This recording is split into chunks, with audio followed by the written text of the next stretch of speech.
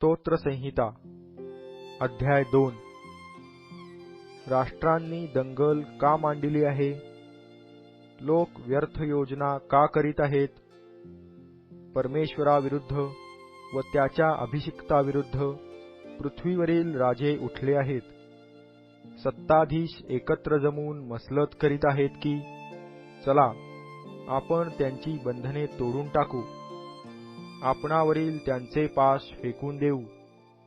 स्वर्गात जो राजासनारूढ आहे तो हसत आहे. प्रभू त्यांचा उपहास करीत आहे. पुढे तो त्यांच्याशी क्रोधयुक्त होऊन बोलेल. तो संतप्त होऊन त्यास घाबरे करील. तो म्हणेल, मी आपल्या पवित्र सियोन डोंगरावर आपला राजा अधिष्ठित केला आहे. मी परमेश्वराचा निर्णय कळवितो. तो मला म्हणाला, तू माझा पुत्र आहेस. आज मी तुला जन्म दिला आहे. माझ्याजवळ माग, म्हणजे मी तुला राष्ट्रे वतनादाखल देईन. पृथ्वीच्या दिगंतापर्यंतचे स्वामित्व तुला देईन. लोहदंडाने तू त्यास फोडून काढशील.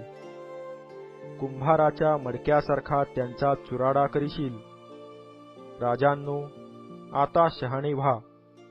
पृथ्वीवरील न्यायाधीशांनो, बोध घ्या. भीड धरून परमेश्वराची सेवा करा. कंपित होऊन हर्ष करा. पुत्राने रागावू नये आणि तुम्ही वाटेने नाश पावू नये म्हणून त्याचे चुंबन घ्या.